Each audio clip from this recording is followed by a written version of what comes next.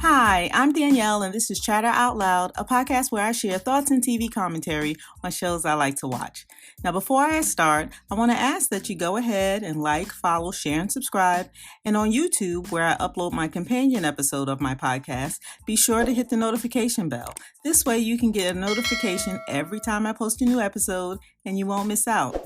It doesn't cost you anything to follow and subscribe, so go ahead, click on that button. And thank you in advance. All right, so welcome, you guys, and I thank you so much for joining me. Your presence is very much appreciated. Okay, so I'm going to chat about Big Brother Season 10, BBCAN10, Episode 2, Eviction Night, right? It was a good episode. As Arissa started, she says, we're going to watch to see who is in the house to play, who is there to slay, and who is there to stay. I always, I just love, I love Arissa. And can we talk about her outfit? Yes. It looked like it was like graffiti print or paint blobs, I guess. But it was cute on her. She looks good. All right, so this episode picks up after Herman is crowned the new HOH of the season. And if you didn't know, in his video clip, when he shared his strategy for playing the game, he said he did not want to become the first HOH. And here he is, the first HOH. Consistent with BBUS, Herman makes an announcement, and that announcement is, who wants to see my HOH room? Right? Don't we all get excited about that? But we didn't see any letter reading or anything like that. So I wonder if we'll see that later on in the season. The room is pretty big compared to BBUS. And like the rest of the decor in the house, it's so bright and it's so loud. Yeah. You know, one thing I was thinking, like when you're watching BBCAN, you can't, I don't know if it's safe to watch it like with all the lights out because of all the color and the flash. It could like do something to your eyes. Oh, that's so silly. All right. Anyway, so there's lots of small talk about food and good cooks in the house. Moose and Jess are not having a conversation where they both understand each other. Like he's looking at Jess crazy, and she's just so complicated in her communication style. It's just different, I suppose.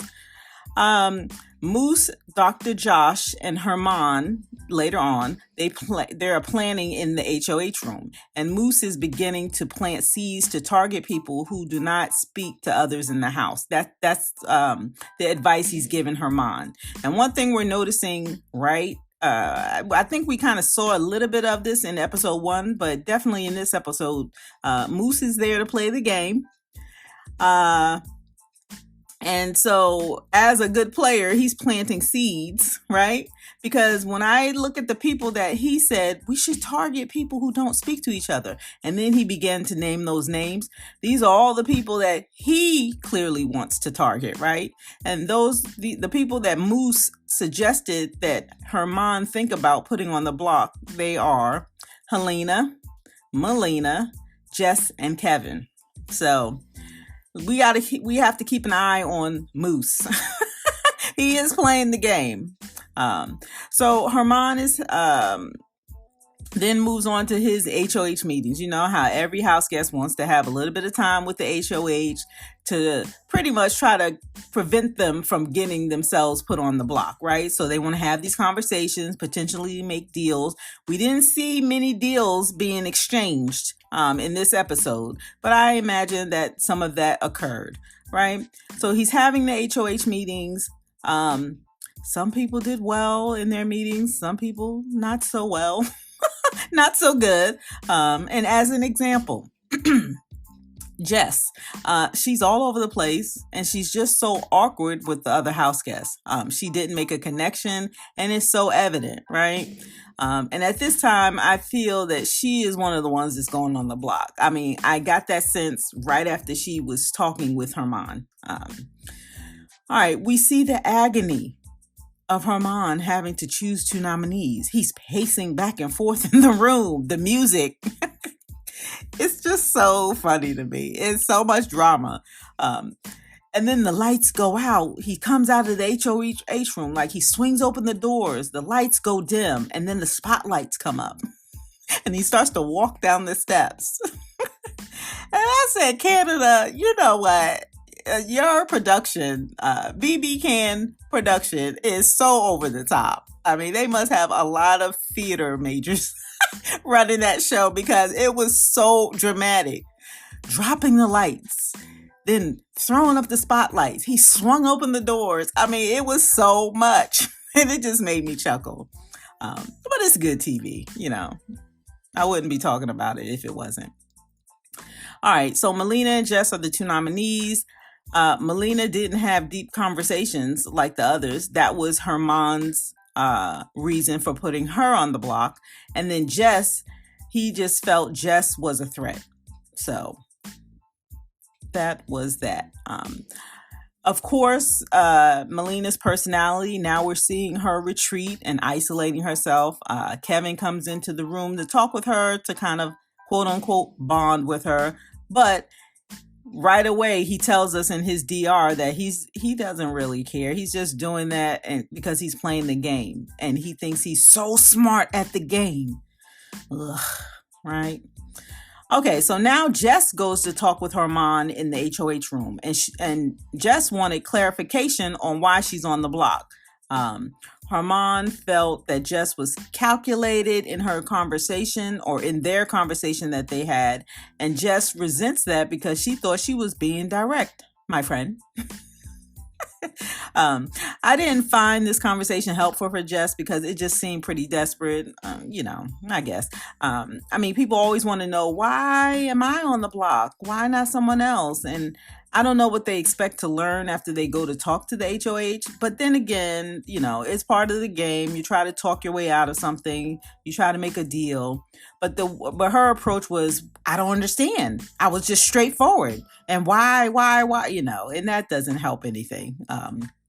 If anything, that's just going to solidify you going, staying on the block, and no one's going to try to help you. So you're going to have to help yourself. And that's not good.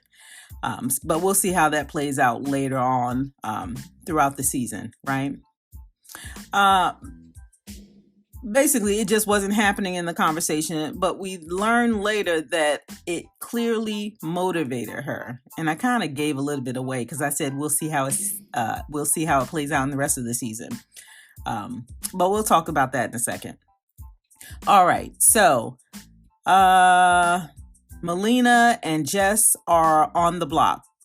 They go to the POV competition. It's called Power Poppers 2.0. And apparently this was a game in the first season of BBCAN.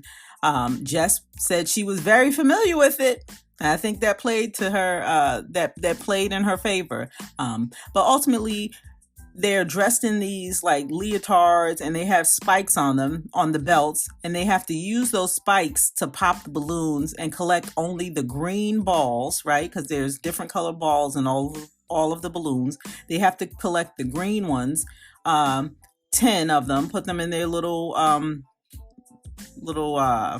what is that, pipe, on their stand. And then after they collect the 10 balls, they can then assemble their puzzle, right? And the first one to assemble the puzzle wins the power of veto. So what I found different than BBUS, the difference with the POV competition was that there were only 5 players in BBCAN's Power of Veto. The 2 nominees, and then I suppose if it may be through random draw, I'm not sure, but it was the 2 nominees, and then Helena, Jay, and Gino the Greek. The HOH didn't play in the Power of Veto. And I said, oh, wow, I never noticed that before. But then again, this is my first time watching a full season from start to finish. But yeah, the HOH doesn't play in the Power of Veto. See, in BBUS, the HOA plays in the Power of Veto, So I thought that was interesting. That's an interesting take. Yeah. All right, so just to talk a little bit about how they performed during the power veto. Gino was popping the balloons, and it turned on JC Lynn. Potentially, there's a showmance, right? Yeah, anyone? Showmance, anyone? Melina was the first to get the 10 green balls, and then she started her puzzle. So she started off strong, but she struggled with that puzzle, you guys. And can we talk about Jay for a second? You guys, he or they are already, well, they're so performative. But I suppose because of Jay's background in theater, we should expect that, right? To me, I find it a little obnoxious, and I suspect that it will become a problem as the game progresses. Watch. All of this his performances and just over the top and things like that will affect his game somewhere down the line. Watch what I tell you. All right. I forgot to mention that the puzzle was a veto medallion, right? So once they figured that out, because it was like a hole right in the middle of the puzzle, but it was their veto medallion, the Canadian veto medallion. And it helped that Jess knew this game from the first season of BBCAN, because once she figured that out, she went through that puzzle and just wound up winning the power of veto. So that foiled Herman's plans in terms of getting her out of the house, because after they had that conversation in the HOH room, he was definitely sure that he wanted Jess out. Right? Now that she has won the power veto and she is going to pull herself off the block. I mean, smart players do that. You just don't sit there. You use the veto on yourself. I suspect that this could potentially come back to bite Herman in the booty. We'll see about that. And that's if Jess is, in alignment with anyone. I mean, she can win a competition. We see that. She knows the game, and we see that. But does she know the game well enough to have like a good social game where she can align with people? Like, we haven't seen that yet. She's kind of awkward when she talks to the other house guests. So winning will get you to a certain point, but you still need other people in the game to advance further and further and further. So we have to see how Jess fares, right? All right. Stephanie was introduced to us as someone who is potentially vain and not too smart, right? And I say that because when we watched her clip, when they introduced the house guest to us, she wanted to let Canada know that she gets 4 to 5 DMs a day, and she's really into her body. So it kind of played up, they kind of played up like she could potentially be vain. But tonight they tried to show us that she may not be so smart, because when she was speaking with Moose, she didn't know geography, apparently. And Moose was clowning her in the DR. But on the other hand, Moose is kind of arrogant to me. And I think we'll see more of that as the season progresses. He thinks he's I think, I have a sense he feels like he's better than others. But anyway, so later on, Moose and Herman talking, they're talking because Jess won the veto. And of course, they expect Jess to use the veto on herself. So they are talking through other options. Who should they put up? And Moose dropped the name Kevin.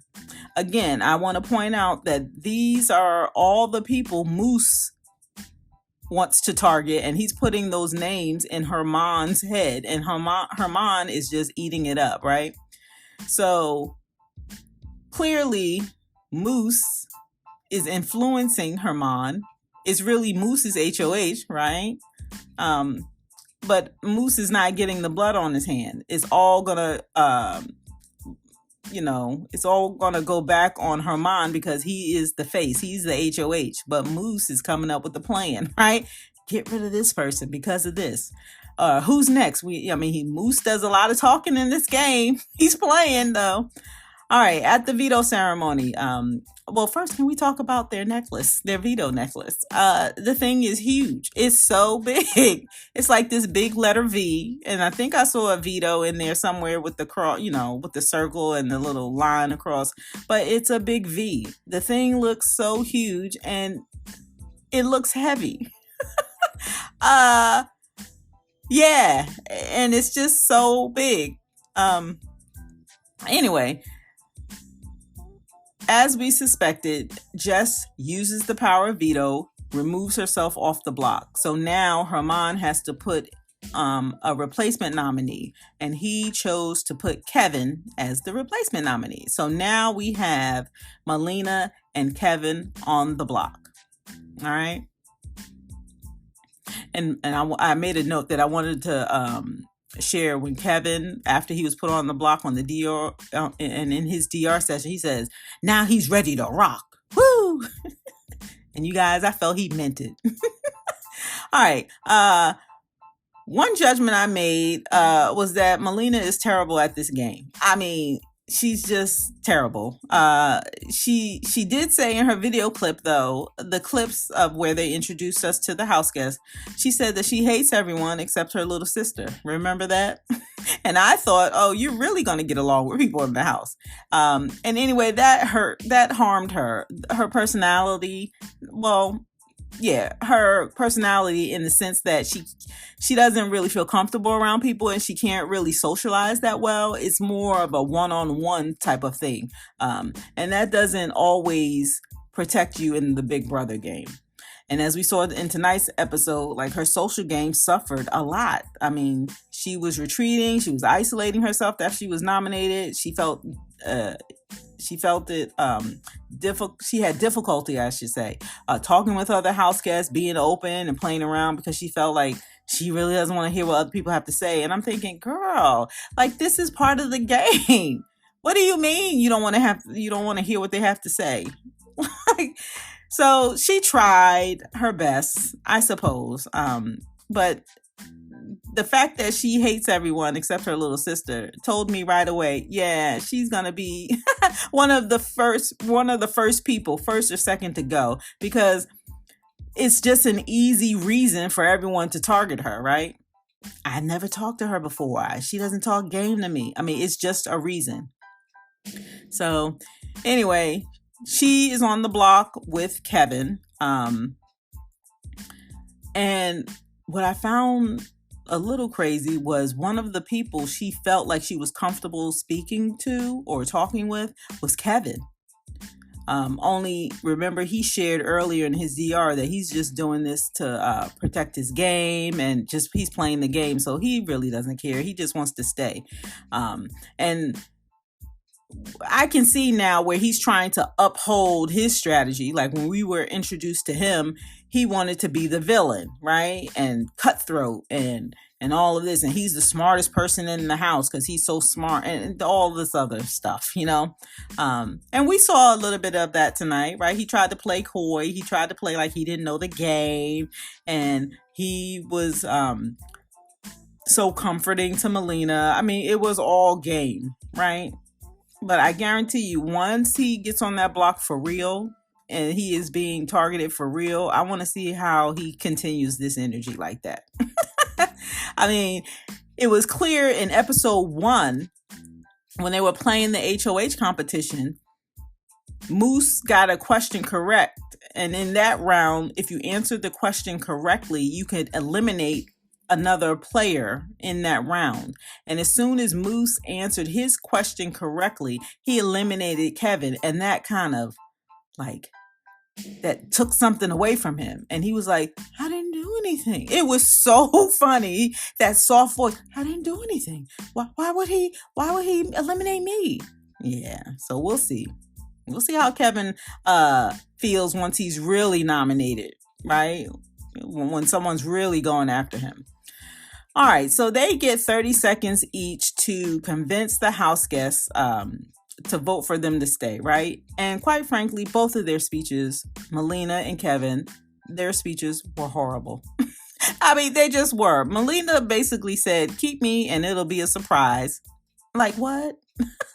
And then Kevin, he played like he was so ignorant of the game, you know? And it was just so obvious, but he thought he was not so obvious, I guess. Or maybe they did buy it because they wound up voting Melina out. It was a vote of 13-2, I think, right? 1, 2, 3, 4, 5, 6, 7, 8, 9, 10. No, 11-2. 13, 14, 15. Yeah, it was a vote of 11-2, and they voted Melina out. The only people who voted for Melina to stay, or I should say, who voted Kevin out, were Jess and Jay, and everyone else voted Melina out. And that's what I'm saying about Jess, right? Because who is she aligned with? Like, who is she playing with? She's going to have to continue to play hard and win competitions in order to have a chance to stay in the game, because she's next, right? Or Kevin, I don't know. But who is Jess aligned with? We didn't see much tonight.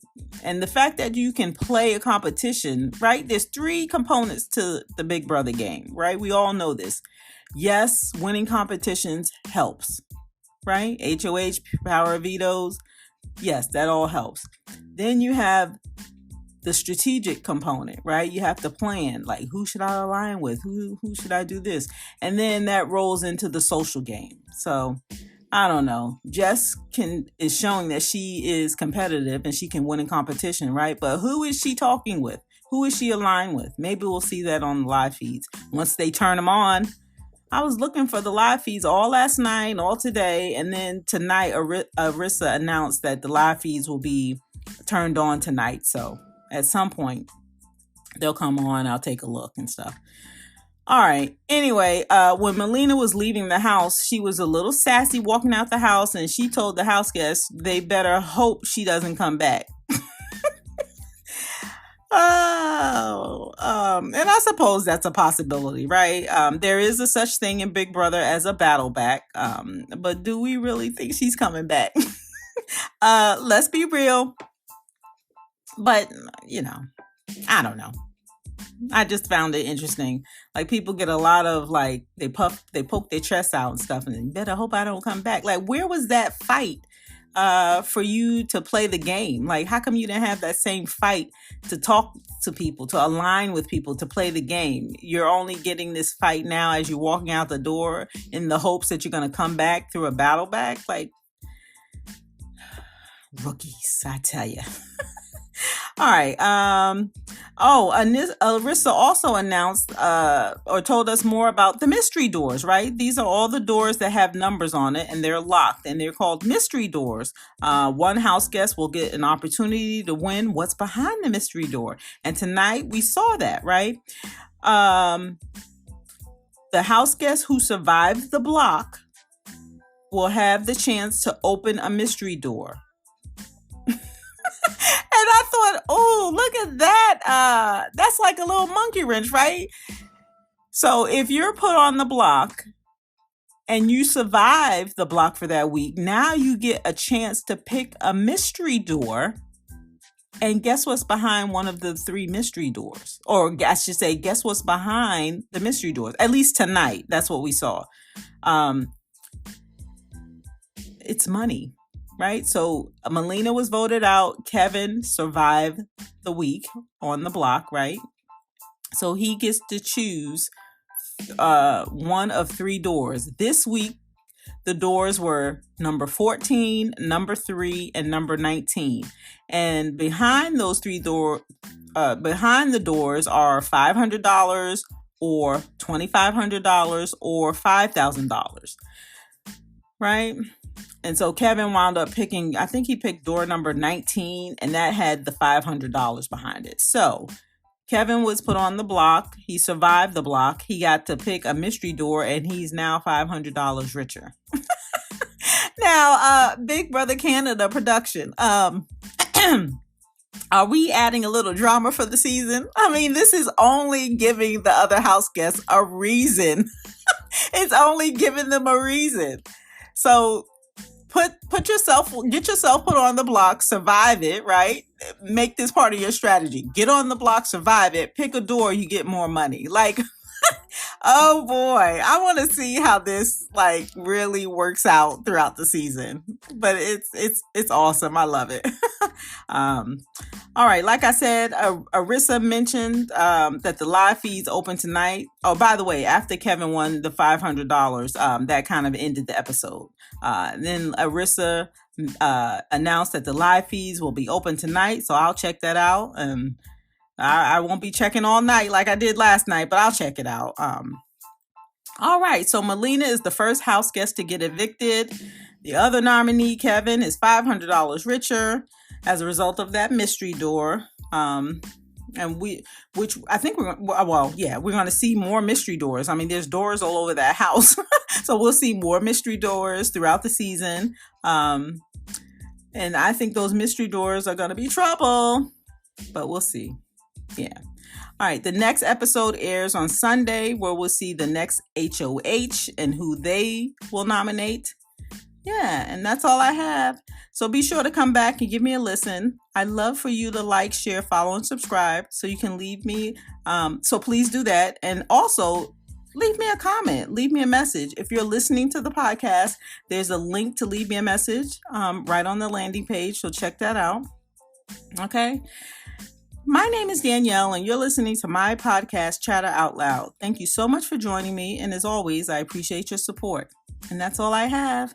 Thanks again for listening, and I'll talk to you next time.